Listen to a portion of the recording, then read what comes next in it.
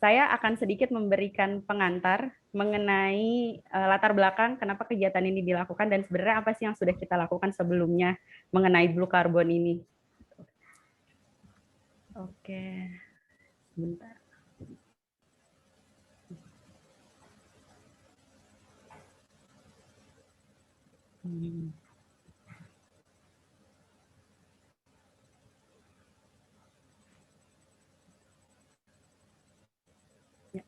Apakah sudah terlihat slide presentasi saya? Belum. Sudah, Mbak. Oke. Ya, saya cuma sedikit ngasih pengantar aja sih teman-teman dari kegiatan siang hari ini. Jadi perkenalkan kembali, nama saya Willy Anggraini. Saya merupakan salah satu awardee dari Ocean Solution Microgrants yang mengangkat program kegiatan mengenai blue carbon pada ekosistem lamun dan mangrove sebagai upaya mitigasi perubahan iklim. Nah, sebenarnya apa sih awardee of Ocean Solution Microgrant ini? Gitu. Ocean Solution Microgrant sendiri merupakan small grant yang diberikan kepada para pemuda yang menginisiasi konservasi khususnya di bidang kelautan yang diberikan oleh SOA atau Sustainable Ocean Alliance, dan ini berkaitan dengan pelaksanaan SDG nomor 14 yaitu mengenai underwater, life below underwater kayak gitu. Nah, kegiatan kita yang dilakukan penanaman ini berkaitan dengan SDG 14. Kegiatan kita terkait penanaman itu sudah kita lakukan sejak bulan April di tahun 2019. Ini kita mendapat dukungan dari FNF Indonesia dan juga Climate Institute. Dan kebetulan pada saat itu juga Pak Wawan sebagai guru kita yang membimbing secara langsung penanaman lamun di Pulau Tidung. Selain itu juga untuk penanaman mangrove kita mendapatkan arahan dari Dinas KPKP. Setelah di bulan April tahun 2019, kita melakukan penanaman kembali di bulan Oktober tahun 2019, masih bekerja sama dengan Dinas KPKP. Kemudian di bulan September 2020, rencananya ini merupakan rangkaian penanaman yang akan dilakukan esok hari. Namun karena pandemi COVID-19, kita baru bisa memberikan sedikit materi kepada teman-teman SMKN 61 Jakarta. Selamat datang kepada Bu Moza. Kemarin kita juga dibantu sama Bu Moza sama Ocean Smile. Dan kegiatan pada hari ini merupakan rangkaian kegiatan yang kita lakukan, pemberian materi itu untuk persiapan esok hari untuk penanaman di Tidung Kecil. Kegiatan ini tidak akan bisa berlangsung tanpa adanya dukungan dari para partis, yaitu Dinas KPKP di bawah naungan Pemprov DKI, kita mendapatkan dukungan bantuan berupa bibit, mangrove maupun danamun juga sebagai venue-nya pada saat itu dan nanti yang akan dilaksanakan esok hari. Kemudian kita juga dibantu oleh Southfish Indonesia untuk webinar hari ini. Dan Southfish Indonesia merupakan salah satu organisasi penginisiasi konservasi pari gergaji yang home base-nya ada di Merauke. Dan kebetulan saya juga merupakan bagian dari Southfish Indonesia. Halo teman-teman Southfish. Dan juga kita berkolaborasi dengan Mangrove JKT.id yang hari ini menjadi salah satu pembicara kita nih, Mas Bayu. Dan besok juga kita akan mendapatkan bantuan dari teman-teman Jejak 1000 serta 1000 Island 1000 Stories untuk membantu kita penanaman langsung di lapang. Dan tidak lupa juga teman-teman dari Ocean Smile nih yang kemarin juga bantuin kita pada saat visit online school bersama SMKN 61 Jakarta. Terima kasih. Ya, terima kasih nih Mbak Era udah datang.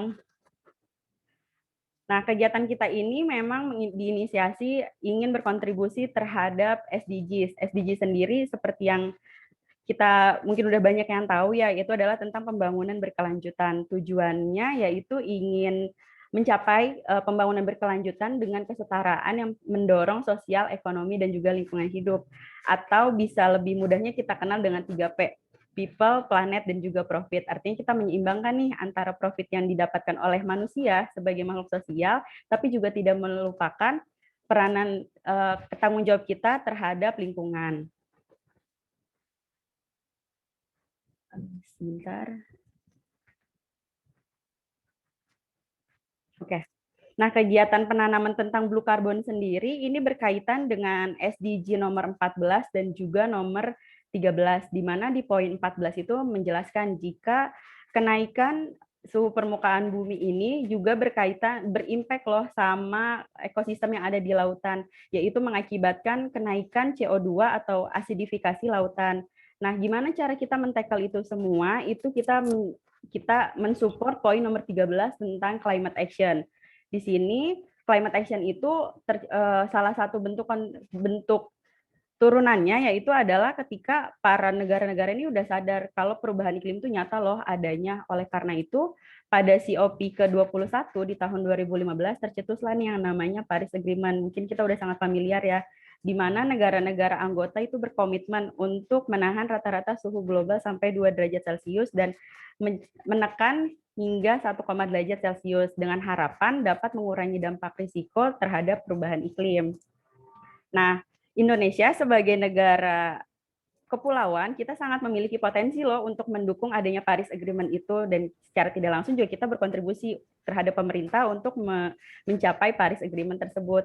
Kita dapat memanfaatkan ekosistem kawasan pesisir dengan memanfaatkan blue carbon. Blue carbon secara general itu adalah karbon yang tercapture pada kawasan ekosistem pesisir maupun di lautan. Kita memiliki dua potensi nih, pada ekosistem lamun dan juga pada ekosistem mangrove.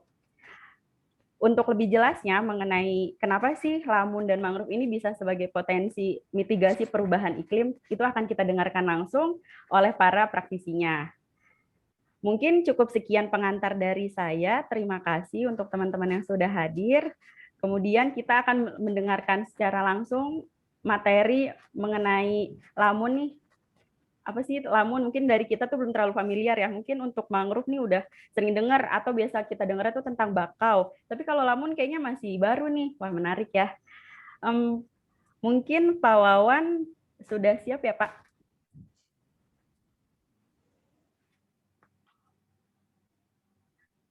Masih di mute, Pak. Oh ya, bisa share kali ya? Oh iya. Share, Bapak, silakan Pak. Kelihatan sudah? Oke, kelihatan. Ya. Karena masih kurang pandai. Oke, kepada Pak Wawan saya persilahkan. Silakan Pak. Ya, terima kasih. Assalamualaikum warahmatullahi wabarakatuh. Alhamdulillah bisa jumpa dengan acara ini yang diinisiasi oleh Mbak Willy. Jadi saya Wawan Kiswara, sebelumnya bekerja di P2O LIPI Ancol Jakarta dari tahun 84 sampai 2016. Mulai belajar lamun tahun 84 ketika kami ada kerjasama penelitian dengan Belanda, terus sampai pensiun yang digeluti selalu lamun. Jadi kalau misalnya mau kontak, ini ada email saya, wekiswara@gmail.com. Ini nomor HP saya 0813 857 ini 8574 nih, maaf kurang 7-nya 1343. Jadi mungkin bisa berbagi sedikit pengetahuan dan mungkin tidak banyak menyangkut tentang blue carbon. Nanti mungkin bisa ditanyakan apa itu blue carbon dan bagaimana kontribusinya di Padang Lamun. Nah, yang dalam topik ini saya diminta tentang pengenalan dan cara penanaman lamun. Jadi sedikit pengenalan apa itu lamun, di mana dia hidup dan sedikit sebagainya. Bagaimana menanam lamun sebagai upaya mitigasi perubahan iklim. Jadi lamun bukan rumput laut. Di lamun itu tanaman tumbuhan tingkat tinggi yang mempunyai akar, ada rimpang, ada pelepah daun, ada helai daun, bunga, dan buah. Nah, kalau rumput laut hanya punya holdfast atau bonggol dan talus. Nah, ini gambaran lamun, ini Enhalus achorhides. Ini tumbuhan lengkapnya, ada akarnya, ada rimpangnya, ada pelepah daun, ada helai daun, dan di bunganya. Nah, ini bunga jantan, dia ada di dasar, di substratnya, di dasar perairan. Nah, ini bunga betina, dia ada di permukaan air. Ini bunga betina yang komplitnya. Ini bunga betina putihnya, ini buahnya, dan ini bijinya. Jadi bagaimana lamun bisa tumbuh di laut dangkal? Ini dari Arber tahun 1920. Pertama, mampu hidup dalam media air asin. Jadi dia bisa dihidup di air laut. Yang kedua, bisa berfungsi normal dalam keadaan terbenam. Jadi dia bisa fotosintesa, bisa penyerbukan dalam keadaan terbenam. Yang ketiga, dia mempunyai sistem perakaran jangkar yang berkembang baik sehingga dia tidak terganggu, hanyut, kena ombak dan gelombang. Yang keempat, mempunyai kemampuan untuk berbiak secara generatif dalam keadaan terbenam. Yang kelima, dapat bersaing dengan biota lain dalam kondisi stabil atau tidak stabil. Nah, ini jenis-jenis lamun di Indonesia ada 16 jenis. Ini yang terbaru dari Halophila major, ini teman-teman dari IPB, dari Tual, dari Papua, dan dari Lombok. Hanya 2 jenis, Halophila beccarii, ini hanya ditemukan herbariumnya tanpa ada keterangan yang jelas. Yang kedua, ini Pupia maritima, yang menarik, nih ada koleksi herbariumnya yang dapat dari Ancol, mungkin di kantor kami, tapi mungkin sekarang sudah tertimbun dengan berbagai tempat rekreasi di Ancol, dan satu lagi di Pasir Putih, Jawa Timur. Nah, ini tempat hidup lamun, berdasar genangan air, dia bisa hidup dalam selalu tergenang air. Jadi saat surut terendah sampai belasan meter. Yang kedua, dapat terbuka saat surut terendah. Jadi dia ekspos ke permukaan air. Berdasarkan kejernihan airnya, dia bisa hidup dalam air yang jernih, yang terang, atau yang keruh sampai gelap. Kami di Teluk Banten, masker 1 jengkal, airnya tidak kelihatan, di situ bisa tumbuh lamun. Ketiga, berdasarkan tipe substratnya, lamun bisa tumbuh pada lumpur, pasir halus, pasir kasar, kerikil, dan campuran dari lumpur, pasir, dan kerikil. Yang keenam, dia bisa hidup di batu masif. Ini jenis yang khas, dia bisa hidup di batu masif, ini di Lombok dan di Sanur, ini yang sampai ke tubir, yang kena gelombang kuat. Yang keempat, dia bisa hidup bersama ekosistem lain. Dengan karang, nah ini dia bersama karang, dan dia bersama mangrove. Nah, tipe vegetasinya, jadi lamun secara berkelompok yang menjadi vegetasi, pertama vegetasi tunggal, dia disusun oleh satu jenis lamun seperti ini. Ini Thalassodenron, ini Halodule, ini Thalassodenron. Ini kena dalam harus pakai scuba. Yang kedua vegetasi campuran, disusun mulai 2 jenis lamun sampai 8 jenis. Di sini ada Enhalus, ada Syringodium, ada Thalassia, Cimodacea. Nah, di sini ada Syringodium, Thalassia, Cimodacea. Di sini ada yang besar ini Enhalus, yang kecil ada Syringodium, ada Thalassia, dan Cimodacea. Nah, ini berdasarkan tajuk atau daun yang menutupi substrat tempat hidupnya, ada 5 kategori. Yang pertama, luas tutupan 1-20%, kategorinya sangat rendah, luas tutupan tajuknya 21-40%, rendah, 41-60% sedang, 61-60% tinggi, yang kelima 61-100% ini sangat tinggi. Nah, ini dipakai untuk menilai kondisi padang lamun. Yang ada sekarang ada Kepmen nomor 200 tahun 2004, bagaimana tentang status kondisi padang lamun. Nah, ini hamparannya ada yang kelompok-kelompokan atau pitches, jadi kayak begini. Dan ada yang dense atau merata, jadi dari pantai sampai ke laut itu merata. Sampai ada yang 500 meter, 2,5 kilometer, panjang sebarannya dari pantai sampai ke arah laut. Nah, ini peranannya, yang pertama sebagai produsen primer, yang kedua pendaur zat hara, yang ketiga tempat hidup dan mencari makan berbagai biota laut. Seperti ini ada bulu babi, ini berbagai jenis ikan, anakan, juvenil, ini biota yang dilindungi, ini penyu, ini duyung. Yang keempat, stabilator dasar perairan. Dengan adanya akar begini, dia mampu mencengkram dasar sehingga tidak cepat hanyut. Yang kelima, habitat dan makan biota langka yang dilindungi itu penyu dan duyung. Nah, padang lamun adalah hamparan laut yang penghuni utamanya adalah lamun. Padang lamun dapat terdiri dari satu jenis lamun yang seperti yang tadi sudah disampaikan, yaitu vegetasi tunggal atau vegetasi campuran dari beberapa jenis lamun dengan kerapatan padat dan jarang, seperti yang tadi dilihatkan dari di sini. Jadi ini yang padat dan jarang. Nah dari sini, ini lamun yang jarang, ini yang padat bisa dilihat dari belas tutupan daunnya. Nah ini lamun sebagai ekosistem, jadi dia suatu sistem pada lamun di mana di dalam terjadi hubungan timbal balik antara komponen tumbuhan, hewan, dan lingkungan hayati. Di sini ada komponen lamunnya, ada komponen krustasea, ada komponen bentosnya, ada ikan, ada duyung, ada ikan penyu. Ini komponen-komponen yang ada di padang lamun. Dan juga komponen abiotik mulai substratnya, dasarnya, sampai perairannya, misalnya nutrisinya, terus arus, gelombang, dan sebagainya. Nah, ini lamun sebagai produsen primer, satu are atau 1.000 meter persegi bisa menghasilkan lebih dari 10 ton daun per tahun.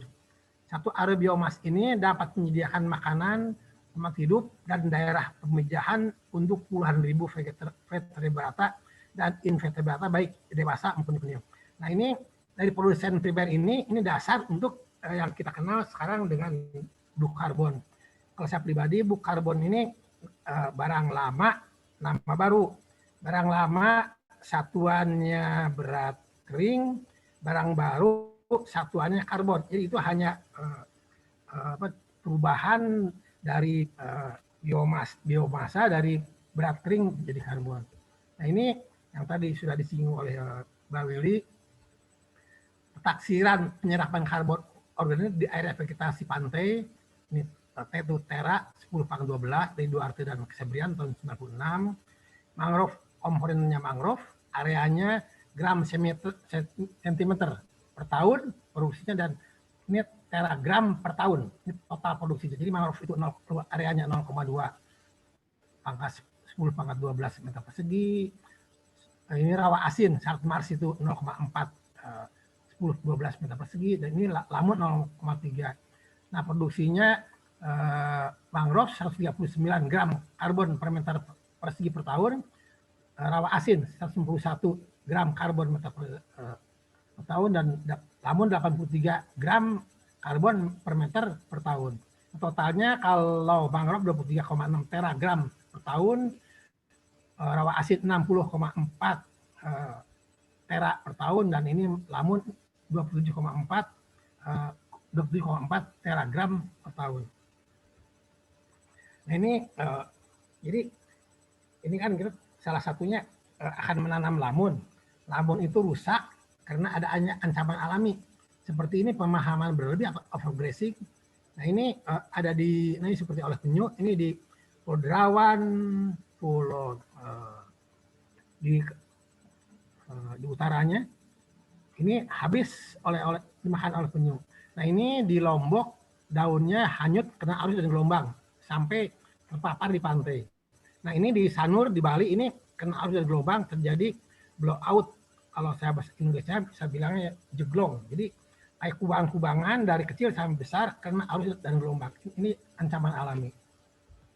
Kalau ancaman antropogenik, kegiatan manusia, ada pengerukan, ada pengurugan, reklamasi, eutrofikasi, budidaya rumput laut, penggalian pasir, penyedotan pasir, dan pencemaran. Jadi ini di Teluk Banten, reklamasi pantai, ini di Lombok untuk budidaya rumput laut, digali, ini pencemaran di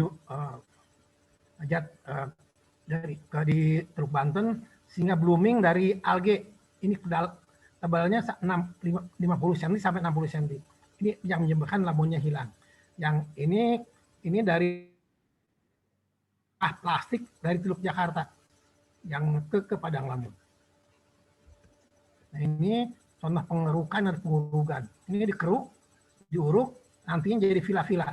Ini di Pulau Tengah, di sebelah utara Pulau Pari.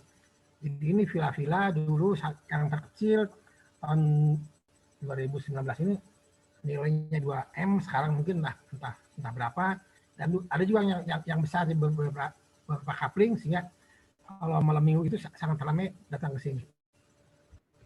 Nah ini penyedotan pasir juga di Pulau Pari, jadi setiap hari disedot, dibuang ke memperluas pulau. Ini kedalamannya ini sampai mungkin hampir 1-2 meter. Jadi ini kami coba kira-kira berapa kedalamannya. Ini hasil yang disedotnya, ini sisa-sisa lamun yang masih ada, dan ini yang dalam. Nah, ini penggalian pasir. Ini di Pulau Pari, penduduk untuk membangun rumah mengambil pasir dari rataan terumbunya. Ini tidak terlalu besar pengaruhnya, malahan mungkin menjadi lagun gobak buatan. Kami mencoba nanam lamun di sini, tapi pengamatan belum lihat bagaimana hasilnya. Nah, ini yang tadi pencemaran. Ini sampah dari Teluk Jakarta. Hanya dalam waktu 22 jam sampahnya sampai ke Pulau Pari. Ini ada centong plastik, ada bekas kemasan mie instan.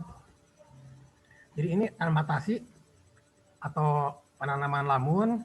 Jadi ini diprakarsai oleh Edi tahun 47 yang menggunakan biji dan bibit vegetatif lamun Zostera marina dekat Woodhall, Amerika.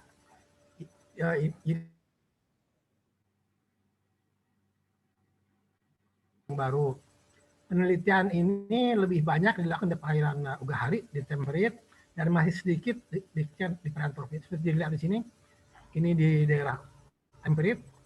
Di kita hanya di Indonesia dan Filipina, sedikit di Korea.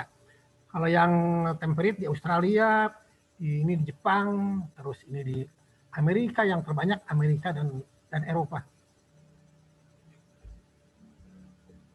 Teknik transplantasi dikenal ada yang secara manual, jadi memakai jangkar dari pipa atau dan tokat besi, hanya mengkawat, bata, paku, dan plastik. Ini yang memakai jangkar. Tanpa jangkar, namanya sprigs atau kumpulan tunas. So, lamun bersama substratnya, lamun bersama substrat yang digali di donornya dengan pipa PVC atau besi ini, namanya ini plak.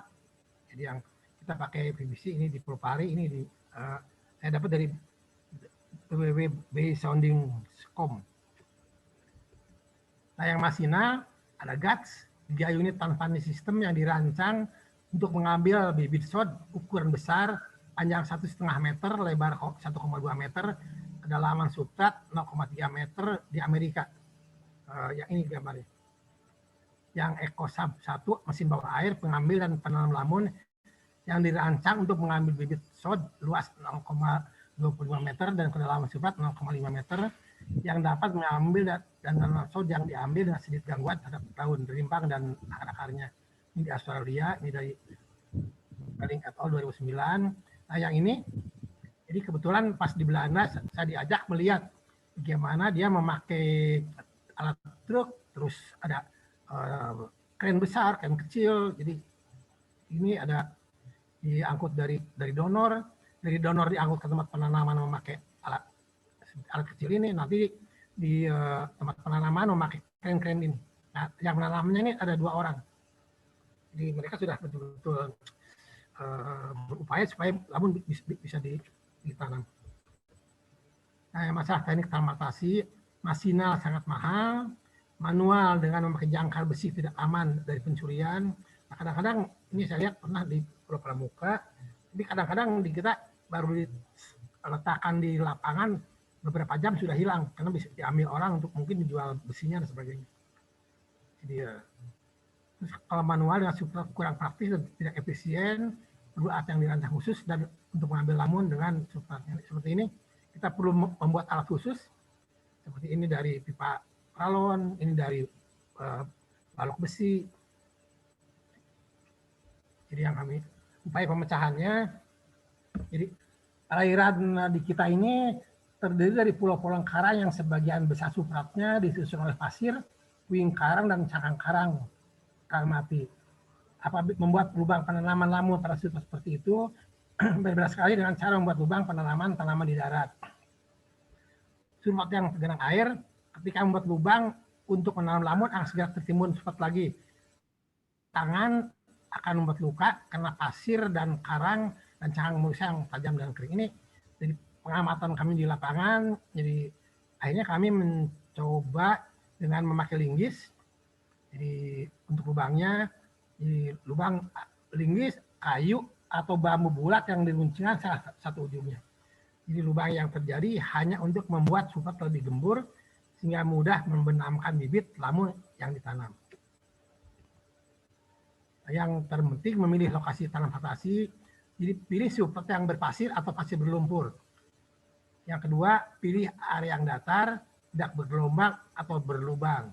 Cari area dengan kedalaman air saat surut terendah masih tergenang air. Yang ketinggian air minimal 30 sampai 50 cm. Namun ini tumbuhan air, jadi dia syarat mutlaknya harus selalu tergenang air sebelum dia bisa tumbuh setelah beberapa bulan penanaman. Kalau sudah tumbuh tidak masalah karena dialami juga kita bisa lihat, namun yang ekspos yang terbuka ketika surut rendah. Tapi karena ketika ditanam dia masih lemah, jadi perlu waktu untuk sampai dia bisa tumbuh. Juga pilih area tanam fantasi yang jauh dari aktivitas manusia supaya jangan cepat terganggu dan gangguan alam, bisa gelombang dan arus yang kuat. Ini contoh gambar-gambar ketika kami tanam lamun.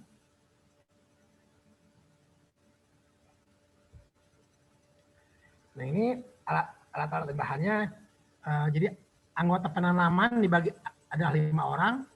Alat bahannya ada linggis, ini ada linggis, patok kayu atau bambu untuk tanda penanamannya, rafia untuk ajir, di mana kita menanam, patok kayu bambu peralon panjang 1 meter untuk mengukur jarak ini peralon 1 meter untuk mengukur jarak penanaman lamun, pelampung untuk menyimpan lamun di bak seperti ini, gunting untuk memotong nanti akar-akar lamun, sarung tangan kain dan bibit lamun. Nah ini contoh bibit lamun. Ini cara penanaman, cara mengambil bibit yang halus. Jadi ambil 1 tunas lamun yang halus yang ada akarnya, rimpangnya, pelepah dan helai daun. Lalu setelah itu potong semua akar. Ini kita sedang memotong akar-akarnya. Potong daun sehingga tinggal 60 cm dari rimpang. Simpan di bak penampungan bibit. Nah, ini ada yang bak oranye kuning ini untuk menyimpan bibit lamun.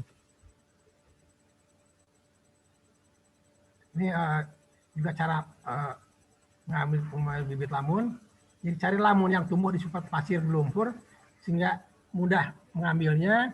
Pilih tunas yang akan diambil, gali pangkal tunas lamun dengan tangan, pegang bagian rimpang lamun, jadi jangan pelepah daunnya, cabut lamun pelan-pelan, panjang rimpang minimal 5 sampai 20 cm, hindari meremas pelepah daun. Ini bagian meristem, bagian titik tumbuh lamun. Jadi potong seluruh akar di rimpang, simpan di bak penampungan. Kalau yang non halus, ini ada Semorosea, Halodure, Syringodium, dan Thalassia. Lamun digali bersama substratnya dengan skop atau parang, lamun dipisahkan dari substratnya dengan cara disaring memakai ayakan plastik atau bambu. Ini ayakan plastik, kita kasih botol minuman mineral, ini ayakan bambu. Nah setelah bersih kita simpan di bak seperti ini, bak penampungan bibit lamun. Nah, ini contoh cara mengambil bibit Thalassia. Jadi ambil yang ada akarnya, rimpang, pelepah dan helai daun, dicuci dengan bisa dengan ayakan logam, plastik atau bambu, harus disimpan di pelampung. Nah, ini yang sangat harus sangat diperhatikan, jangan sampai meremas pelepah daun. Kalau di lamun, di sini tempatnya. Ini titik tumbuhnya. Kalau ini rusak, dia tidak akan tumbuh. Kalau Thalassia, Simodacea di bawah daunnya. Di sini titik tumbuhnya meristem. Ini harus hati-hati, jangan sampai meremas ini. Kalau dipegang, kalau halus rimpangnya, kalau Thalassia rimpangnya juga. Di situ kenapa akar dari pengamatan, kenapa akar dipotong semua? Karena ini akar lama itu mati, nanti tumbuh hanya akar baru. Jadi ini akar lama mati semua, nanti tumbuh akar baru. Ini yang bibit yang tanpa akar, nah ini tumbuh akar baru. Lalu kenapa Thalassia tidak perlu di ujung rimpangnya? Karena dia bisa tumbuh tunas baru dari pelepah daun ini. Ini rimpang yang lamanya, ujung rimpang yang lama ini pelepah daun, dia bisa tumbuh tunas baru lagi. Ini contohnya. Jadi ini kenapa Thalassia itu tumbuhnya cepat, karena dia bisa dari 2 titik untuk tumbuh. Yang pertama dari rimpang, yang kedua dari pelepah daunnya. Nah, ini cara penanaman lamun. Jadi kita pasang ini patok pertama, terus di sini pasang patok kedua, lalu kita pasang rafia. Nah, itu setelah itu kita bikin lubang penanaman dengan linggis, masukkan bibit ke lubang penanaman, timbul yang cepat, lalu ukur jarak berikutnya dengan bambu atau perok 1 meter, tanam bibit sampai bibit habis. Jadi ini dari sini terus, ini patok pertama, ini grup pertama, ini grup kedua, ini 5 orang, ini 5 orang sampai habis. Nah, ini kalau untuk tunas tunggal, ini dari bibitan halus. Pertama, membuat lubang penanaman dengan linggis, masukkan linggis ke dalam substrat sedalam 15 sampai 25 cm, miringkan 15 sampai 30 derajat, putar ke kiri atau ke kanan, pegang linggis dengan tangan kiri dan bibit lamu dengan tangan kanan, angkat linggis dan masukkan bibit secara bersamaan. Timpang bibit dengan dalam lubang galian timbul dalam substrat asalnya. Layan daun diusahakan muncul di atas permukaan sehingga substrat seperti kondisi alaminya. Nah, kalau kumpulan tunas sama seperti tunas tunggal, hanya ini 5, jadi jumlahnya harus sama untuk nanti mengukur lulus hidupnya. Kalau jumlahnya berbeda, kita akan sulit mengukur mana yang hidup atau mana yang mati. Tapi kalau ini ditanam dalam jumlah yang sama, seperti contoh ini kami tanam 5 tunas setiap titik ini, nanti dia berkurang atau bertambah dari sini, atau hilang sama sekali. Sehingga bisa kita mengamati bagaimana lulus hidup namun dengan menanam dengan kumpulan tunas.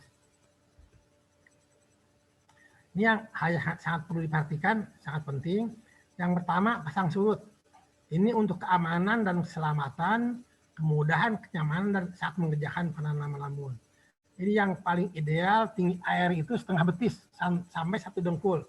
Nah, kalau sudah misalnya sepaha atau lebih tinggi dari itu akan sulit. Kadang-kadang kita harus pakai masker.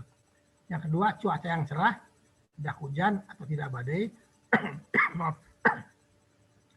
Yang keempat, musim yang tepat, tidak saat musim ombak dan gelombang yang kuat. Jadi di Teluk Jakarta itu kalau sekarang ini sedang musim barat, ini kalau sedang ombak itu bisa 7 hari, 7 malam itu tidak berhenti, badai terus. Jadi musim yang tepat harus dilihat. Yang harus kalau menanam saat musim ombak atau di area dengan gelombang yang tinggi, bisa memakai jangkar dari bambu supaya bibit yang tanam tidak sampai hanyut. Nah, ini pembagian tugas dalam grup. Jadi yang ada 5 orang itu, yang pertama memasang tali jalur penanaman, membuat lubang penanaman dengan linggis. 1 orang memegang linggis, yang menanam bibit dia memegang bibit, 1 orang memegang bambu atau peral 1 meter untuk mengukur jarak penanaman. Ini yang menanam bibit dia memegang bibit, lalu memegang tanam setelah selesai penanaman. Jadi setelah selesai alat-alat ini disimpan dalam satu tempat, jangan sampai tertinggal di lapangan. Seperti ini. Ini grup pertama 5 orang, grup kedua ini grup 3. Ini tali rafia untuk penanamannya. Ini targetnya, cara yang baik dan benar dalam mengambil dan menanam bibit lamun sehingga menjamin keberhasilan tanpa hasil lamun. Ini ketika kami mengambil bibit, jangan sampai merusak maistimnya. Ketika menanam juga cara yang baik dan benar sehingga keberhasilan lulus hidupnya tinggi sekali. Ini contoh desain unit penanaman. Ini lebar 1 meter, panjang 10 meter, jarak tiap unit 5 meter. Ini kerapatan penanaman 9 tunas per meter. Ini tanpa ditanami lamun. Ini yang 9 tunas, ini 25 tunas. Ini tanpa ditanami lamun, 9 tunas, 25 tunas. Ini tanpa penanaman, ini 25 tunas. Kenapa dibuat desain seperti ini? kami waktu itu mencoba bagaimana rekolonisasi biota di Padang Lamun yang ada unit tanpa lamun dan biota yang ada lamun. Jadi ini yang ada lamun adalah kerapatan sekitar 25 tunas per meter. Nah, ini hasilnya sedang disortir. Jadi teorinya lamun itu yang tadi disampaikan sebelumnya, dia tempat pemijahan, bertelur, berbagai biota di Padang Lamun. Jadi yang penting ini jaraknya jangan sampai terlalu dekat. Karena kalau terlalu dekat, mungkin ada bias dari lokasi ini, jadi minimal 5, mungkin lebih panjang, lebih bagus lagi. Nah, dia lamun itu terkumpul di yang ada lamunnya, ini 9 tunas, ya 25 tunas, dan ini yang tanpa tunasnya. Jadi ketika kita mengajar kepada nelayan di satu tempat yang ada lamun dan tidak ada lamun, terus dengan jaring seperti ini sangat sederhana, nanti dilihat bagaimana biota yang ada lamun sama tanpa lamun. Jadi kalau nanti misalnya mereka terbukti yang ada lamun itu biotanya sangat banyak, tanpa disuruh insya Allah mereka akan menanam lamun dengan sendirinya, karena terbukti dengan ada lamun mengundang biota datang ke sananya. Makanya ini kami namanya rekolonisasi biota dari karena biota di Padang Lamun. Nah, ini cara menanam kumpulan tunas dengan bingkai ini 1/2 meter, ditanam di setiap sudut ini. Jadi nanti ada 9 kumpulan tunas yang ditanam. Nah, ini contoh yang unitnya. Ini misalnya Thalasia, Simodosia rotundata, Simodosia cerulata, Thalasia jaraknya 2 meter, jaraknya 5 meter. Nah, ini yang perlu diamati, faktor lingkungan lokasi palpasi hanya terbatas pada ukuran butiran substrat atau total organik meter. Jadi ini kandungan nutrisi yang ada di substratnya. Dengan ini biasanya dengan tingginya lumpur, total organik meternya lebih tinggi. Makanya tadi disarankan tolong dicari lokasi yang ada pasir berlumpur sehingga diharapkan total organik meternya jadi makanan untuk lamunnya cukup tinggi. Terus ukuran butiran substrat berhubungan dengan kadar kandungan nutrisi dalam substratnya.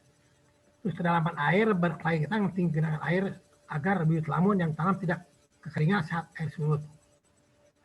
Suhu air surut terendah suhu maksimum. Jadi jangan sampai ketika misalnya suhu terendah sampai ada di atas 40 derajat Celcius suhu airnya. Langkah-langkah untuk menanam lamun, pertama ukur posisi geografisnya dengan GPS, tantapan patok 2 meter di titik awal penanaman, pasang grafia 20 meter, atau ini tergantung daripada bibit yang ada, bisa 25, bisa 50, dan ini tergantung dari area target yang akan kita tanam. Ini sampai titik awal sampai akhir. Ukur jarak tiap garis penanaman sekitar 2 meter, dimulai menanam titik awal penanaman, buat lubang penanaman dengan dalam 20 cm, putar dengan sudut 15 sampai 20 derajat, saat mengangkat linggis masukkan bibit lamun, ukur jarak penanaman dengan patok sepanjang 1 meter. Dilakukan penanaman lamun sampai batas akhir yang direncanakan. Jadi kalau kita punya posisi dengan GPS, nanti bisa dengan Google Earth bisa dilihat keberhasilannya setelah 6 bulan, setelah setahun, dan seterusnya. Nah, ini perawatan dan pemeliharaan ini dilakukan setiap bulan, diukur jumlah bibit yang mati, catat nomor garis penanamannya, ambil bibit untuk mengganti bibit yang mati, hitung lulus hidup bibit setiap nomor garis penanaman, amati pertumbuhan tunas, bunga, dan buah yang muncul, amati hama pengganggu dan rekolonisasi biotanya, ambil dokumentasi foto-fotonya, tulis laporan mengenai lulus hidup bibit, pertumbuhan dari tunasnya, bunga, buah, dan rekolonisasi biotanya. Laporan tulis bulanan dan setelah 1 tahun. Ini targetnya yang tadi sudah disampaikan. Jadi cara yang baik dan benar dalam mengambil dan menanam bibit yang menjamin keberhasilan dalam tanaman. Ini kegagalan kami tahun 2000 sampai 2009 ini di Teluk Banten. Jadi kami menanam di tempat berlumpur. Ini dimakan oleh binatang, entah seperti cacing. Ini habis dimakan oleh binatang. Yang kedua di Pulau Bidadari. Jadi ini ketika perahu lewat muncul gelombang yang mengganggu tempat penanaman. Di setiap perahu lewat akhirnya selalu begini. Ini di Pulau Bidadari 2010, ini di Tuban 2006, ini di Pulau Pari. Kami modifikasi dari besi dengan bambu. Jadi mungkin ini kekeruhan dan suhu air. Ini jenis-jenis non air halus kami tanam dengan memakai bingkai bambu dengan pemberatan dengan bata merah. Tapi ini gagal tahun 2010. Nah, keberhasilannya ini di Teluk Banten. Ini N halus dan Semodosia cerulata, tapi sekarang sudah tidak ada. Ini sudah diuruk untuk kalau tidak salah galangan kapal. Nah, ini di Pulau Pari, ini N halus, ini Thalasia. Ini ketika sudah mulai lebat. Ini mungkin baru sekitar 4 bulan sudah keluar bunga. Nah, ini sekarang ini sudah lebat sekali. Ini 2009, sekarang 2020 sudah 11 tahun. Sudah cukup lebat. Jadi dari penanaman lamun kami promosi sebagai atraksi wisata bahari. Jadi ketika itu yang gemuk ini ketika di lapangan dia nyeletuk, ini bisa dipakai sebagai atraksi wisata bahari. Ini dari Prancis. Nah, ini mahasiswa summer course dari Jepang yang diundang oleh IPB, jadi menanam lamun di Pulau Pari. Nah, ini mahasiswa Jepang, di penjelasan. Jadi ketika sebelum penanaman ada penjelasan di darat, jadi bagaimana yang harus dilakukan sehingga ketika di lapangan sudah tidak ada masalah lagi. Nah, ini ketika mereka menanam, ini bibit N halus, ini bibit Thalasia. Jadi outputnya pertama sebagai atraksi wisata bahari yang sudah dilaksanakan Good Planet Foundation Prancis, summer course mahasiswa dari Jepang, mahasiswa Fakultas Ilmu Perikanan dan Kelautan ITB, Pertamina Diving Club, jurnalis divers, dan mahasiswa Universitas Darussalam kami di Ambon. Ini murid SD, SMP, dan sekolah alam dari Bogor. Jadi menanam dengan linggis ini mudah, murah, meriah, dan menyenangkan. Jadi setelah selesai itu pada berenang, pada berfoto selfie dan sebagainya. Jadi karena air yang ideal seperti ini, jadi airnya bening, terus tidak ada ombak, cuacanya bagus, jadi setelah selesai langsung pada mandi-mandi dan sebagainya. Jadi oleh penafsir lamun oleh siapa saja. Ini Fortes, ahli lamun dari Filipina. Ini Pak Anugrah Ronci, waktu itu usianya sudah di atas 65 tahun. Ini remaja di Ambon. Ini mahasiswa Darussalam Ambon. Ini murid SD dari Bogor. Jadi dari lansia sampai anak-anak bisa menanam lamun. Terima kasih. Mungkin kalau ada pertanyaan, Mbak Willy bisa memandunya. Terima kasih. Ya, terima kasih Pak Wawan. Presentasinya sangat menarik nih teman-teman. Jadi FYI, ini tuh merupakan persiapan kita sebenarnya untuk melakukan penanaman esok hari di Pulau Tidung. Berhubung Pak Wawan tidak memungkinkan untuk lapang, jadi kita mendapatkan arahannya hari ini sama Pak Wawan. Nah, kalau teman-teman punya pertanyaan, nanti akan ada sesi Q&A setelah Mas Bayu yang presentasi, atau kalau takut lupa boleh banget nih ditulis di chat box pertanyaannya apa, dan bakal ada hadiah menarik dari Ocean Smile. Mungkin selanjutnya kita mendengarkan pemaparan dari Mas Bayu ya. Silakan Mas Bayu.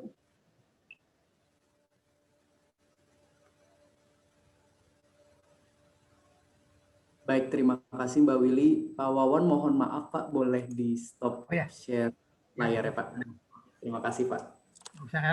Eh, caranya karena coba. Sudah, ya. Baik, Silakan. terima kasih banyak. Sama-sama ya.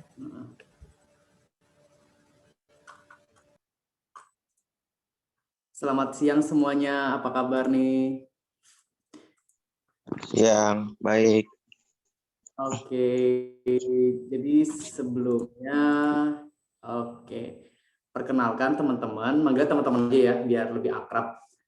Sebelumnya terima kasih banyak kepada Pak Wawan Kiswara yang telah berbagi banyak hal mengenai Lamun. Jujur saya terinspirasi dengan beliau oleh karena dedikasinya dalam dunia konservasi Lamun. Tanpa panjang lebar, mungkin saya mulai saja. Perkenalkan, nama saya Bayu Pamungkas, saya dari komunitas Mangrove Jakarta ID. Pada kesempatan kali ini saya akan mempresentasikan terkait apa itu mangrove, apa fungsi mangrove, dan bagaimana kegiatan komunitas Mangrove Jakarta ID selama ini. Teman-teman tahu nggak sih, teman-teman pasti sudah tahu lah ya mangrove atau bakau, tumbuhan bakau. Tapi sebenarnya apa sih definisi utama dari mangrove? Kalau boleh secara singkat, mangrove itu adalah tumbuhan yang dapat hidup di daerah pasang surut air laut. Gambar yang ada di depan teman-teman ini salah satu jenis mangrove, namanya Rhizopora. Mungkin teman-teman lebih familiar dengan nama bakau, tapi sebenarnya ada banyak banget jenis mangrove, sama seperti Lamun tadi, jadi tidak hanya N. halus, tapi banyak spesies lainnya. Nah, pada kesempatan kali ini saya akan menjelaskan sedikit manfaat dari ekosistem mangrove ini. Nah, yang pertama ini adalah fungsi mangrove sebagai tempat hidup primata, teman-teman. Jadi seperti hutan mangrove yang ada di Marunda, di Bali, dan di Muara Gembong contohnya, ekosistem mangrove itu dijadikan habitat atau rumah dari kera ekor panjang. Jadi di situ banyak merupakan habitat aslinya dari beberapa primata seperti itu. Fungsi kedua mangrove yang teman-teman tahu juga, dan kita semua tahu bahwa mangrove itu juga sebagai salah satu sumber daya perikanan seperti kepiting, teman-teman mungkin suka makan udang faname, ikan kakap merah. Nah, itu semuanya berasal dari ekosistem mangrove. Nah, tenang teman-teman, tenang, ini cuma suara dari PowerPoint aja. Jadi fungsi ketiga ini adalah sebagai penahan gelombang, teman-teman. Jadi akar mangrove yang kuat dan kompleks itu dapat meredam abrasi, meredam gelombang sehingga tidak terjadi abrasi di pesisir. Jadi salah satu stabilator juga tanah di daerah pesisir. Fungsi selanjutnya, nah, kira-kira teman-teman pada tahu nggak ini apa? Udah ada kata-kata tour, udah ada foto pemandu wisata. Ya, benar banget. Ini adalah fungsi mangrove sebagai lokasi ekowisata. Gak hanya Dufan, gak hanya Taman Menteng, teman-teman, yang bisa jadi lokasi wisata. Ekosistem mangrove pun juga bisa dijadikan lokasi wisata. Contohnya adalah yang ada di Pik, banyak lokasi yang ada di Bali, bahkan hingga Aceh juga ada lokasi ekowisata mangrove-nya, teman-teman. Nah, fungsi selanjutnya, nah ini. Kira-kira ada yang tahu nggak ini apa? Ini bukan orang lagi tepuk tangan ya, teman-teman ya. Jadi fungsi yang kelima ini adalah mangrove sebagai sarana ibadah, teman-teman. Jadi teman-teman kita yang ada di Bali dari umat Hindu melaksanakan ibadah di hutan mangrove. Kegiatan ibadah ini dilakukan secara perseorangan atau kelompok. Nah, fungsi terakhir yang seperti kita tahu kan mangrove itu juga semacam tumbuhan yang menghasilkan oksigen. Tapi fungsi yang utama lain adalah mangrove dapat menyerap gas-gas rumah kaca atau gas CO2, teman-teman, yang nanti akan disimpan dan dijadikan yang akan dimasukkan ke dalam substrat, batang, hingga daunnya, teman-teman. Hal ini penting banget oleh karena adanya perubahan iklim, teman-teman, oleh karena melimpahnya gas rumah kaca. Mungkin akan dijelaskan secara lebih lanjut setelah ini. Jadi gini, teman-teman. kan gas rumah kaca salah satunya CO2 ya teman-teman ya, yang menyebabkan kenaikan suhu secara global. Nah, ekosistem mangrove itu bisa menyerap karbon atau gas CO2 itu sebesar 1000 gram karbon per meter persegi per tahun. Mungkin ini terdengar mungkin 1000, berarti sedikit banget dong. Tapi teman-teman, jika kita masukkan ke dalam penjelasan konteksnya, bayangkan ada 2,3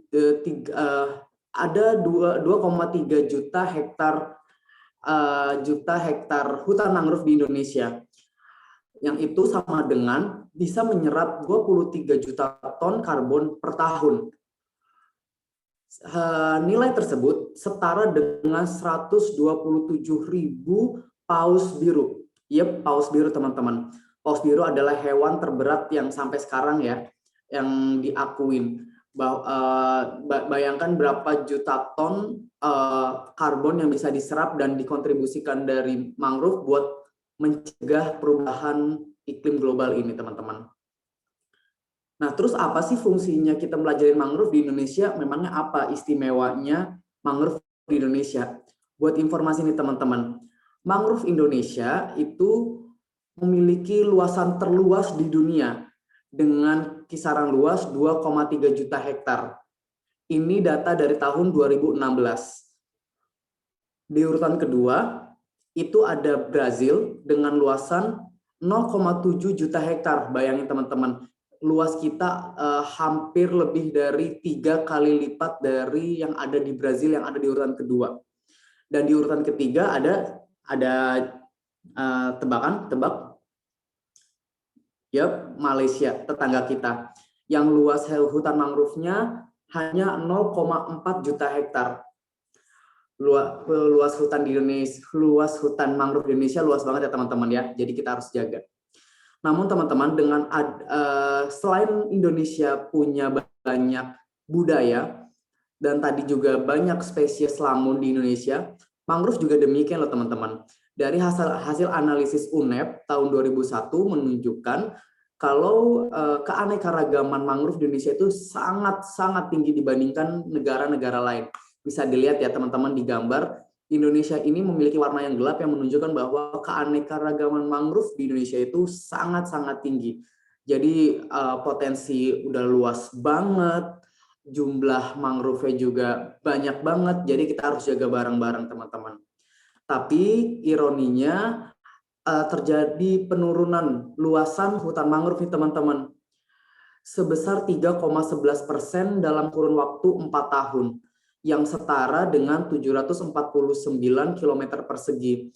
Nilai ini diambil dari tahun 2016 juga teman-teman. Luasan tersebut itu hampir kurang lebih setara dengan luas satu provinsi DKI Jakarta. Bisa dibayangin ya teman-teman, hutan mangrove seluas satu provinsi DKI Jakarta hilang dalam waktu kurun 4 tahun. Jadi kita harus melakukan rehabilitasi buat mengembalikan hutan mangrove tersebut. Oleh karena itu, Komunitas Mangrove Jakarta ID memiliki kampanye yang bernama One Man One Mangrove.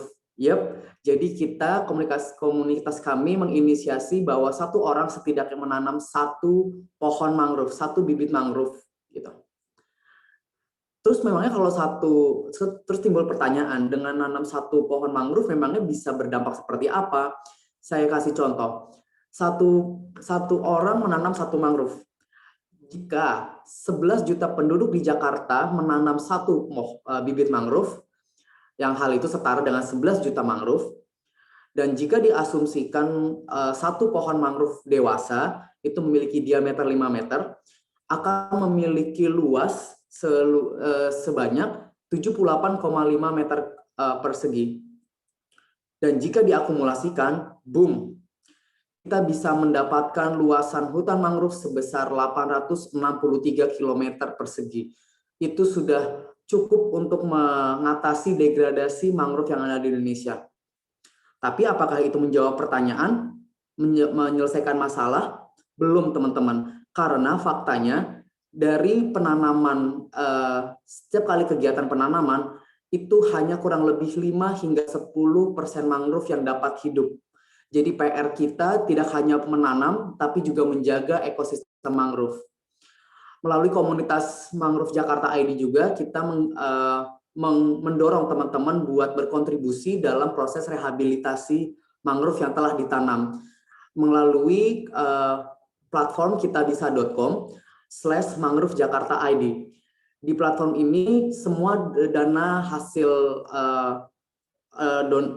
donasi teman-teman akan digunakan dalam kegiatan rehabilitasi dan kegiatan penanaman mangrove di pesisir Jakarta dan sekitarnya. Foto-foto di belakang ini menunjukkan kegiatan penanaman komunitas mangrove Jakarta ID bersama komunitas terkait termasuk Aston, Hotel Aston, yang ada di kita menanam di Marunda, kita menanam di Banten, dan kita juga selain menanam, kita mengedukasi masyarakat mengenai apa itu mangrove sendiri. Nah, langsung di scan barcode yang ada di layar teman-teman sekarang, langsung donasi. 1.000 perak pun donasi teman-teman akan sangat bermanfaat bagi keberlangsungan ekosistem mangrove di Indonesia, karena setiap uang itu akan dijadikan pemasukan dalam kegiatan rehabilitasi mangrove di pesisir Jakarta dan sekitarnya. Insya Allah dengan donasi teman-teman akan mendapatkan pahala dan kebaikan dari lingkungan yang telah teman-teman jaga melalui donasi kitabisa.com ini melalui komunitas mangrove jakarta.id. Dari tadi saya ngomongin komunitas mangrove jakarta.id, tapi sebenarnya ini komunitas apa sih, gitu kan? Oke, komunitas mangrove jakarta.id ini terbentuk tahun 2020 teman-teman. Terbentuk saat awal pandemi corona. Jadi diharapkan teman-teman pas lagi ingat corona, ingat oh ya, Mangrove Jakarta ID seperti itu. Tapi dalam konteks yang baik seperti itu ya. Nah, komunitas kami itu bergerak pada fokus pada kegiatan penanaman mangrove di pesisir Jakarta, termasuk di Banten dan Bekasi dan seterusnya, termasuk di Kepulauan Seribu yang akan kita lakukan besok teman-teman. Nah, komunitas ini juga memiliki visi yang pertama, untuk mengedukasi, melakukan penanggulangan serta pemanfaatan ekosistem mangrove yang berkelanjutan di Jakarta. Adapun misi dari komunitas kami adalah mengajak masyarakat untuk berkontribusi dalam meningkatkan kesadaran serta ikut dalam menjaga ekosistem mangrove di Jakarta melalui komunitas mangrove jakarta.id. Kalau teman-teman ingin mengikuti informasi lebih jauhnya, nanti bisa kontak langsung. Nanti akan saya share di kotak chat. Nah, ini salah satu video dokumentasi kegiatan penanaman kita kemarin. Kegiatan ini kita lakukan kemarin di Hari Peduli Sampah Nasional pada bulan Februari. Ini dilaksanakan di Desa Tanjung Burung di Kabupaten Tangerang. Bekerja sama dengan Aston dan beberapa komunitas lain, kita mengedukasi masyarakat mengenai mangrove, mengenai pengelolaan sampah, dan tentu saja melakukan penanaman. Nah, ini kita lagi dalam perjalanan menuju lokasi penanaman. Ini anyway di muara Sungai Cisadane ya teman-teman ya. Nah, ini kita melakukan penanaman bersama teman-teman. Kemarin seru banget sih ini. Cuacanya bagus dan ini foto-fotonya. Oke. Nah, kalau teman-teman ingin lebih tahu kegiatan komunitas kita, komunitas Mangrove Jakarta ID, bisa di-follow di Instagramnya di @mangrovejakarta.id. Di situ kita akan publish semua kegiatan terbaru, termasuk kegiatan penanaman selanjutnya, termasuk kegiatan-kegiatan kita yang menarik lainnya. Cukup sekian dari presentasi saya kali ini, kurang lebihnya mohon maaf. Jika ada pertanyaan bisa langsung ditulis di kolom komentar. Terima kasih.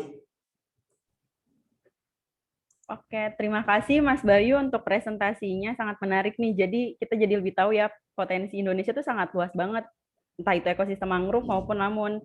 Nah, cuman emang harapannya banyak orang yang lebih tahu lagi kalau ekosistem ini itu sangat bermanfaat loh untuk mitigasi perubahan iklim. Dan terima kasih nih buat teman-teman yang hadir pada hari ini. jadi kita ngerasa oh lebih banyak orang yang tahu tentang informasi penting ini. Nah, kalau misalkan teman-teman ada pertanyaan, dipersilahkan untuk unmute aja dan langsung tanya langsung saja sama pembicaranya. Dipersilahkan jika ada yang ingin bertanya.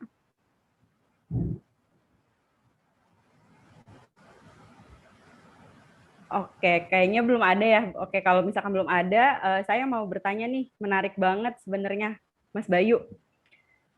Kalau misalkan Mas Bayu kan udah langsung approach nih ke masyarakat ya, secara langsung, apalagi tuh masyarakat yang memang di daerahnya ada mangrove-nya. Nah, saya penasaran gimana sih caranya meyakinkan ke warga kalau misalkan mangrove ini tuh berpotensi banget.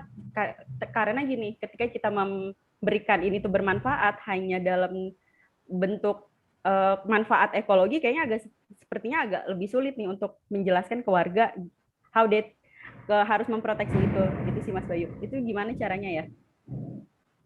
Baik, terima kasih Mbak Willy buat pertanyaannya, sangat menarik banget ya. Memang salah satu tantangan utama dalam kita menjaga lingkungan itu bagaimana menyadarkan masyarakat tanpa mengurangi manfaat ekologi itu sendiri. Dan saya percaya untuk menyadarkan masyarakat itu perlu ada motivasi ekonominya. Baru mereka akan sadar, mereka akan berkontribusi. Oleh karena itu, setiap kali kita melakukan kegiatan penanaman, kita juga selalu menyampaikan bahwa banyak manfaat yang bisa diambil dari ekosistem mangrove. Contoh hal yang paling signifikan adalah ekosistem mangrove jika dijaga sangat baik dengan kondisi yang baik juga, itu dapat dijadikan lokasi wisata. Buat diketahui teman-teman bahwa kegiatan ekowisata itu penyumbang devisa terbesar di Indonesia dari kegiatan wisata. Jadi bayangkan jika hutan mangrove misalnya katakanlah di desa, suatu desa dijaga semaksimal mungkin, dijaga kondisinya, dan ketika sudah besar dijadikan lokasi wisata, semua pemasukan itu dapat memberdayakan masyarakat itu sendiri.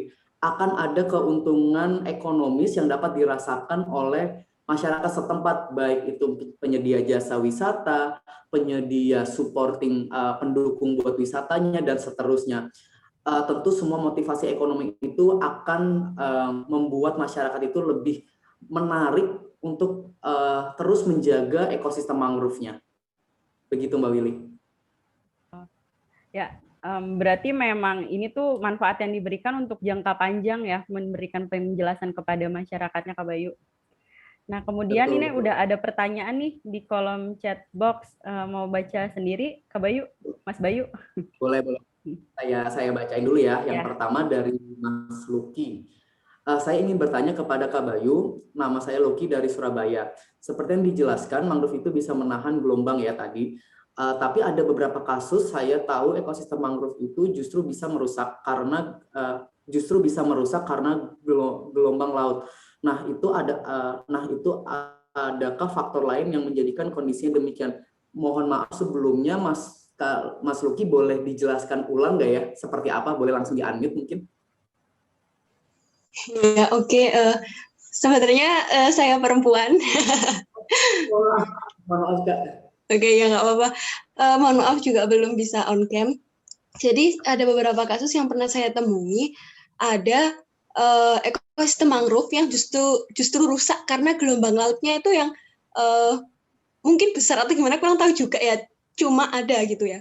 Nah, itu padahal kan sebenarnya fungsi mangrove sendiri itu menahan itu gitu, tapi kenapa ya kok bisa sampai rusak, atau mungkin jenis mangrove-nya yang salah atau gimana juga kurang tahu. Makasih. Baik, terima kasih. Sekali lagi mohon maaf Kak Luki buat kesalahan penyebutannya. Jadi perlu dilihat lagi sebenarnya Kak Luki di lokasi tersebut apakah mangrove-nya sudah berbentuk dewasa pohon besar, kurang lebih katakanlah tinggi 10 meter atau masih kecil. Karena memang mangrove yang masih kecil, yang kita sebut sebagai anakan, yang kurang lebih tingginya baru 1 meteran, itu memang relatif masih lemah untuk menahan gelombang yang tinggi.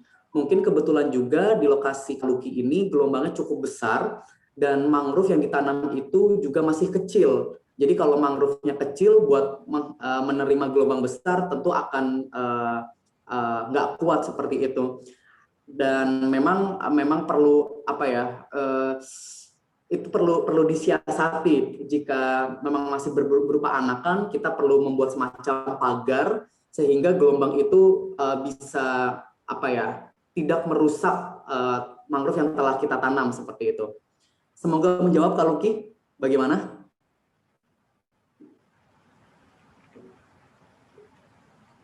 Oke, Mbak Willy, saya lanjutkan pertanyaan selanjutnya atau bagaimana?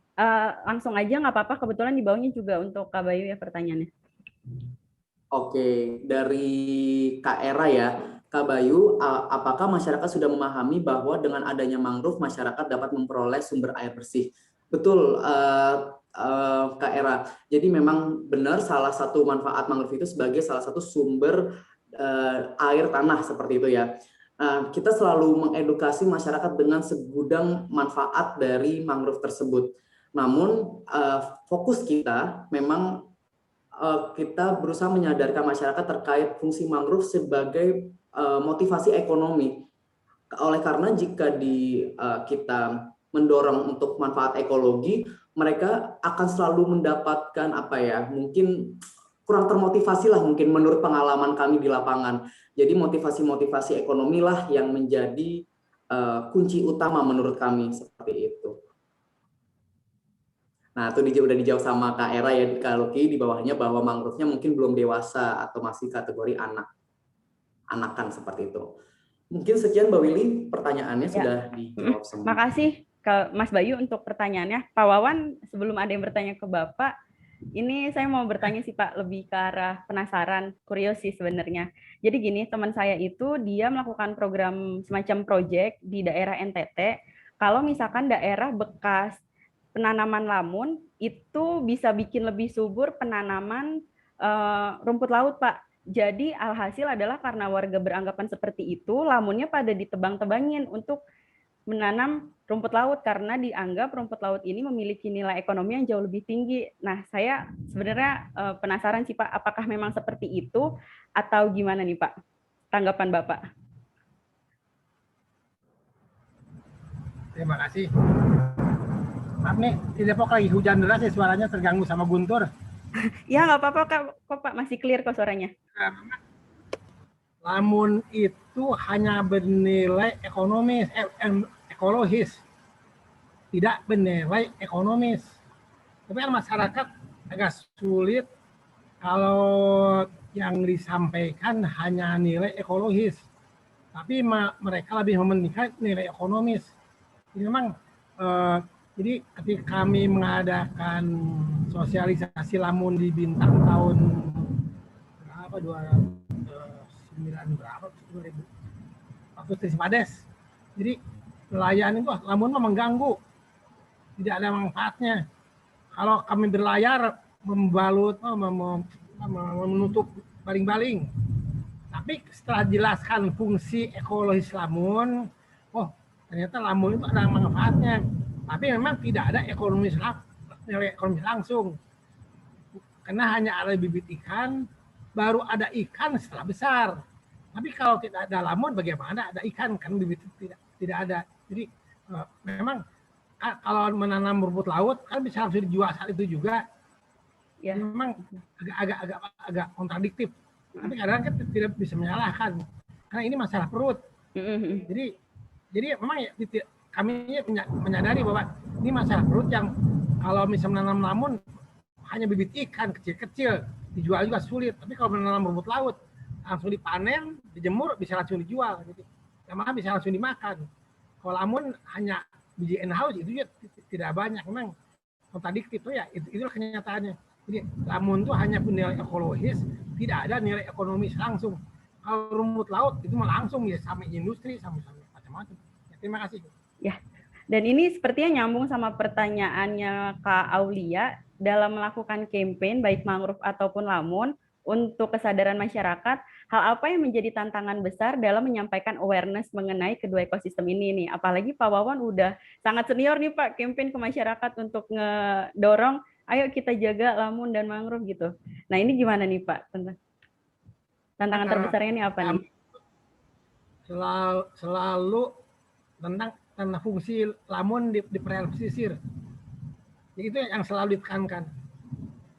Jadi kalau tidak ada lamun, ya kecenderungan ikan akan berkurang. Karena lamun tempat ikan bertelur, ikan membesarkan anaknya, dan sebagainya. Tapi saya sendiri belum pernah meneliti ikan di padang lamun.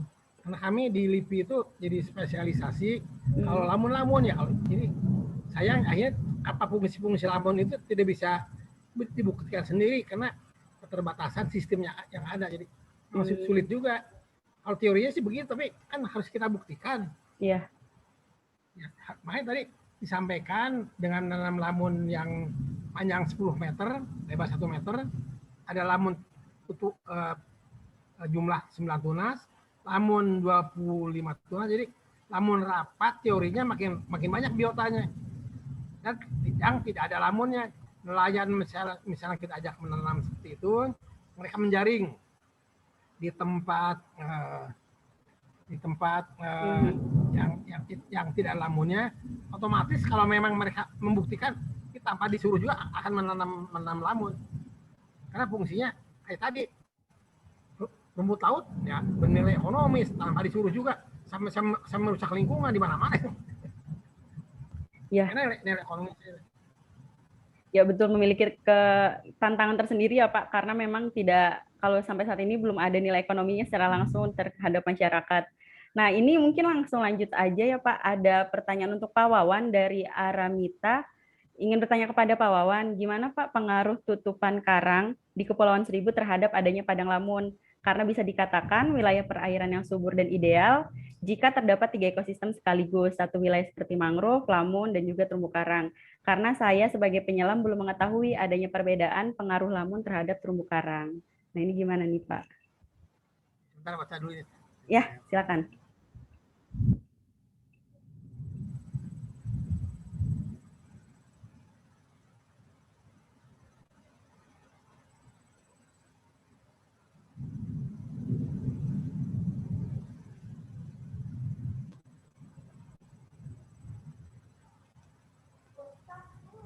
Ini jadi pertanyaannya, apakah ada perbedaan pengaruh lamun terhadap tutupan karang? Jadi kalau dilihat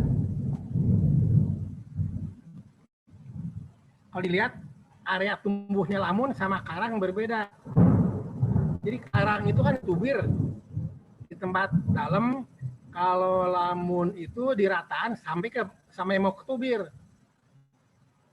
Nah, mau ke tubir di situ baru ada lamun tumbuh sama karang. Jadi pengaruh lamun terhadap karang areanya berbeda.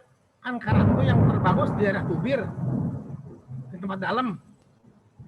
Karena kalau di tempat dangkal, ekpos, ya karang tidak bisa berkembang. Tapi kalau di tempat dalam airnya jernih, ya karang sangat bagus. Jadi memang pengaruh langsung ya, tidak bisa dibuktikan karena areanya berbeda. Lamun itu di rataan dari mulai pantai sampai ke tubir. Kalau karang itu dari menjelang tubir sampai tubir, yang terbagus di daerah tubir. Jadi ya tidak pengaruhnya. Hanya kalau teorinya, kalau ada sedimentasi, terus ada lamun, nah ini kan lamun itu dia menjebak sedimen yang di perairan. Jadi kecenderungan sedimen sampai ke karang akan tertahan oleh lamun. Itu teorinya.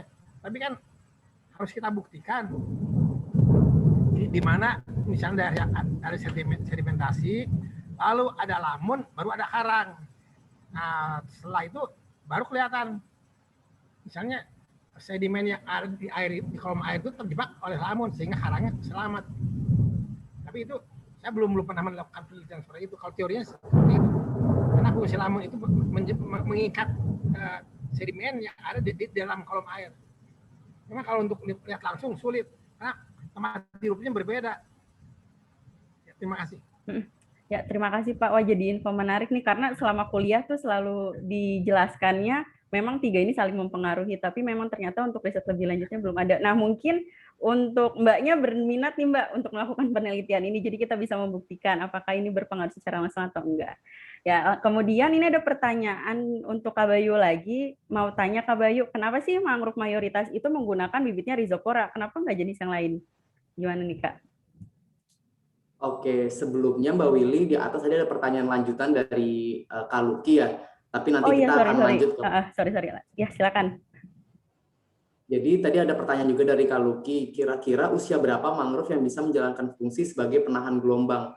Nah, menurut saya ini tergantung lagi dari gelombangnya sebesar apa dan sekuat apa.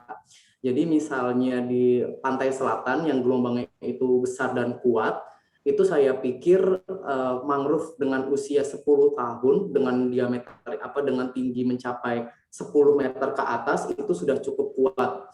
Namun untuk lokasi misalnya seperti di Kepulauan Seribu yang relatif lebih tenang gelombangnya, lebih tidak sekuat di pantai selatan, mungkin pada usia 3 tahun atau 5 tahun itu mangrove-nya sudah bisa bermanfaat sebagai pemecah gelombang seperti itu.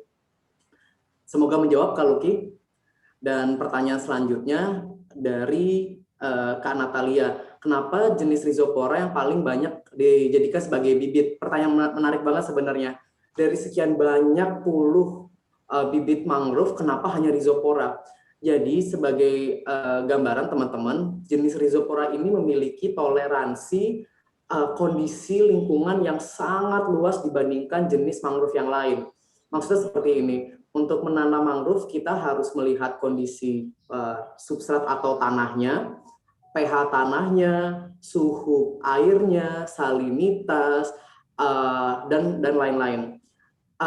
Dan Rhizopora ini adalah jenis yang bisa mentoleransi sampai belibet, mentoleransi semua parameter itu secara luas. Jadi misalnya ada daerah dengan salinitas yang hampir seperti air tawar atau sampai hampir memiliki karakteristik seperti air laut, Rhizopora itu relatif dapat tumbuh dengan baik dibandingkan jenis lain, misalnya Nipa.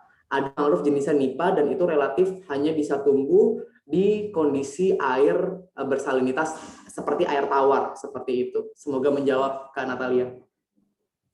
Oke, mungkin itu pertanyaan terakhir dari Kak Natalia ya. Terima kasih nih untuk Mas Bayu dan Pak Wawan yang udah mau berbagi ilmunya ke kita semua.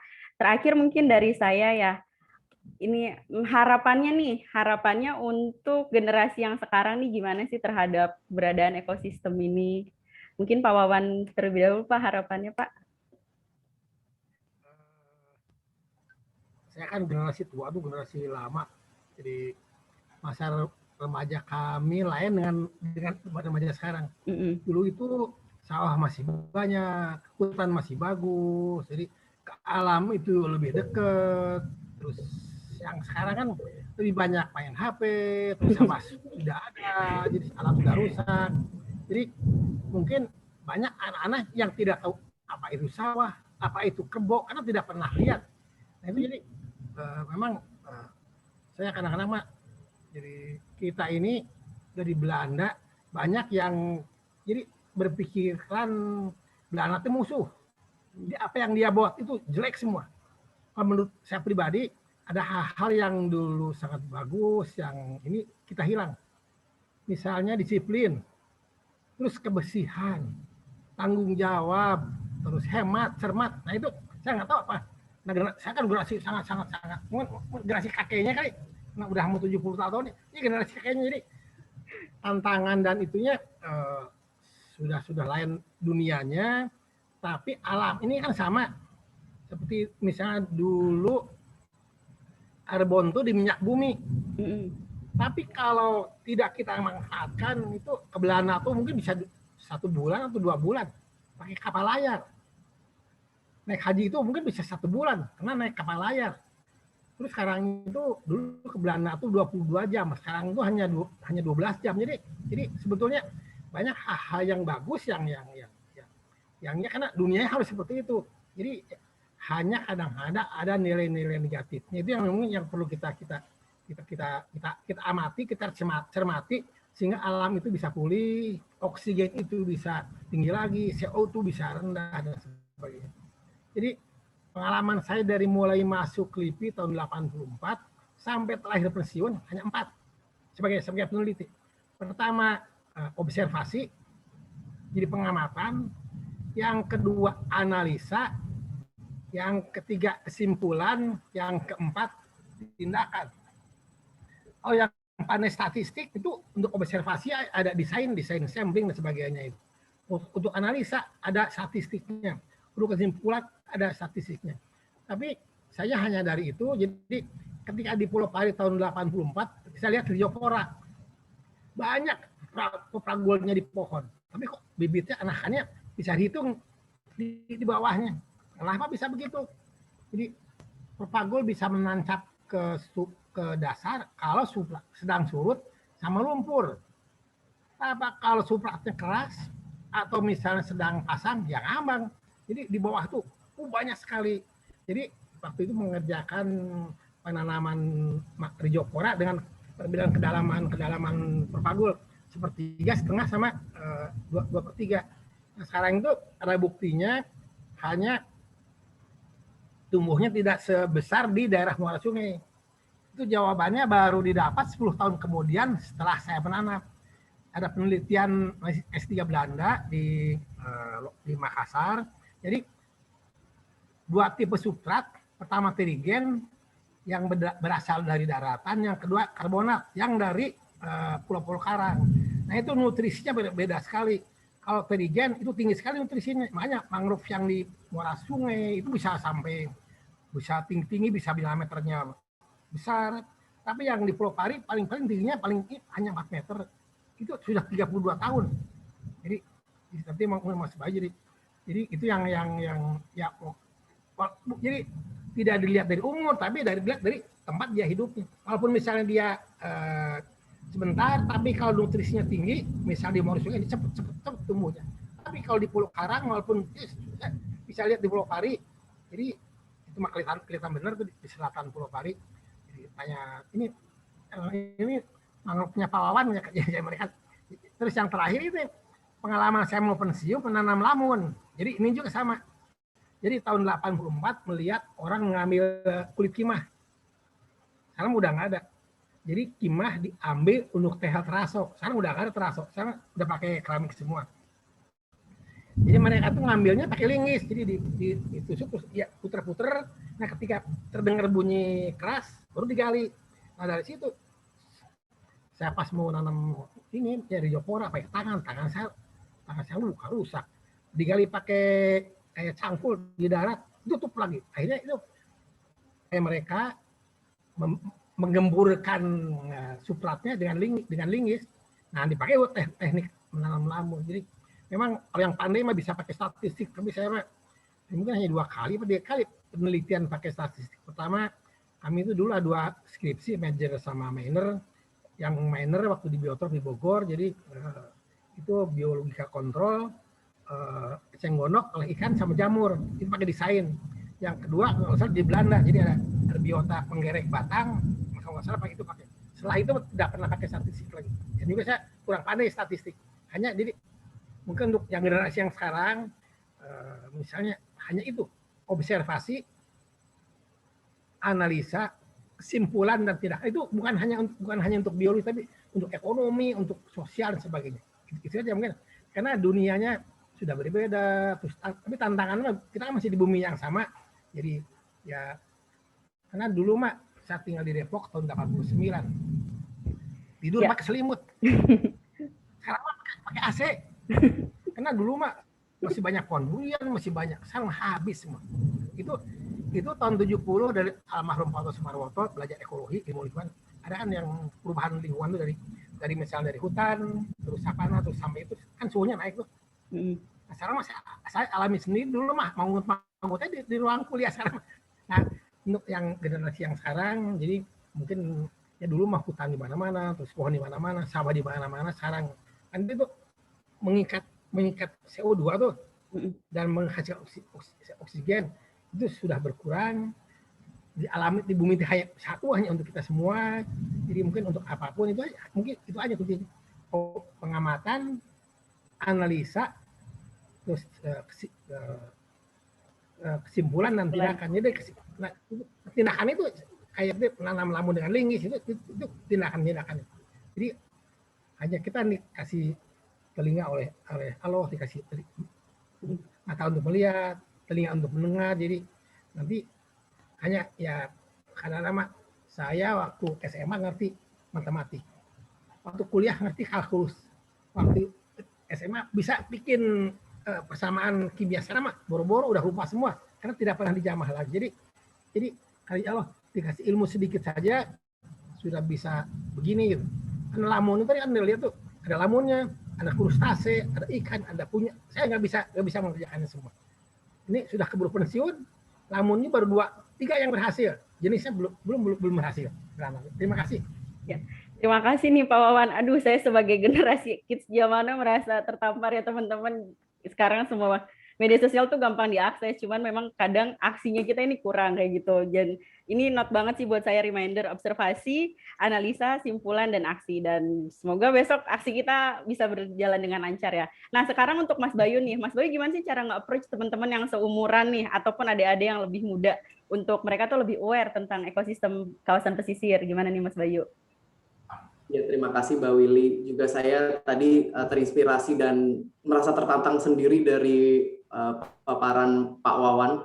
Jadi untuk menjawab apa sih bagaimana cara me-encourage teman-teman kaum muda buat bisa mengkonservasi ekosistem mangrove. Jadi saya berkeyakinan secara pribadi jangan sampai ekosistem mangrove ini hanya menjadi dongeng untuk anak cucu kita nanti. Itu motivasi saya pada dasarnya, bahwa jangan sampai kita menceritakan kepada anak cucu kita, itu loh dulu papa pernah atau mama pernah melihat mangrove yang akarnya lucu kayak gitu. Jangan cuma sampai seperti itu. Kita udah banyak kehilangan biota yang eksotik yang sudah punah, dan itu hanya menjadikan sejarah. Dan jangan sampai mangrove ini juga jadi sejarah, teman-teman. Dan selagi kita masih merasa penasaran dengan mangrove, pelajari fungsi mangrove, karena banyak banget fungsi mangrove termasuk lamun tidak hanya buat di kegiatan pesisir tapi buat manusia itu sendiri. Seperti itu Mbak Willy. Ya, terima kasih Mas Bayu nih. Jadi teman-teman untuk bisa keep in touch sama Mas Bayu ataupun Pak Wawan, ingin belajar langsung dari beliau-beliau, itu boleh banget, tadi kan udah di-share ya untuk kontak dan emailnya. Dan jangan lupa juga untuk follow nih akun-akun Instagram yang banyak informasi, @mangrovejakarta.id, Southeast Indonesia, Jejak 1000, 1000 Island Stories, sama @oceansmile_id. Dan jangan lupa juga follow @SOE Alliance. Di situ juga banyak informasi-informasi tentang training untuk future leader, khususnya untuk di konservasi lautan. Mungkin pas nih udah jam 3, ini udah terakhir sesi untuk webinar hari ini. Sebelumnya terima kasih untuk teman-teman yang sudah hadir, dan terakhir kita nyalain kamera dulu yuk untuk dokumentasinya. Yuk on cam. Oh, yang mana kameranya? Oh, Bapak udah masuk kamera kok Pak. Terima kasih. Ya, ayo teman-teman nih biar Pak Wawan ngelihat nih siapa-siapa aja nih. Tuh ada Pak Ubay. Ini Pak Ubay yang ngebantu kita di lapang dari tahun 2019. Halo Pak Ubay. Yuk Mbak Era dinyalain. Bu Mosa, nih guru SMK 61 Jakarta yang ngebantuin kita juga.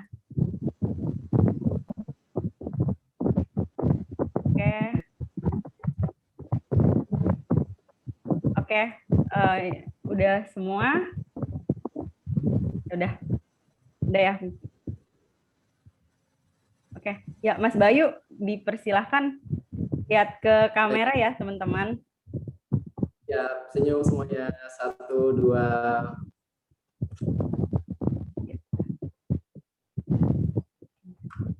Sekali lagi. Senyumnya. 1, 2. Oke. Terima kasih Mbak Willy untuk semuanya. Ya, terima kasih pribadi dari saya, terima kasih untuk Mas Bayu dan juga Pak Wawan yang sudah mau membagikan ilmunya kepada kita hari ini. Akhir kata saya tutup, selamat sore. Terima kasih Pak Wawan. Terima kasih Pak Wawan buat teman-teman. Assalamualaikum warahmatullahi wabarakatuh. Waalaikumsalam, Pak. warahmatullahi wabarakatuh. Selamat Corona, Wawan. tapi corona makin kompleks kami sekarang dalam waktu tiap bulan sudah 12 orang, jadi harus hati-hati corona itu. Terima kasih. Ya, Baik, jaga Mas. kesehatan ya Pak Wawan. Sama, jaga sehat. Iya, semuanya jaga kesehatan. Terima kasih. Sampai ketemu lagi. Ya, sampai ketemu lagi Pak. Mohon pamit. Ya, mari Pak. Mas. Ya, mohon pamit. Terima kasih. Iya.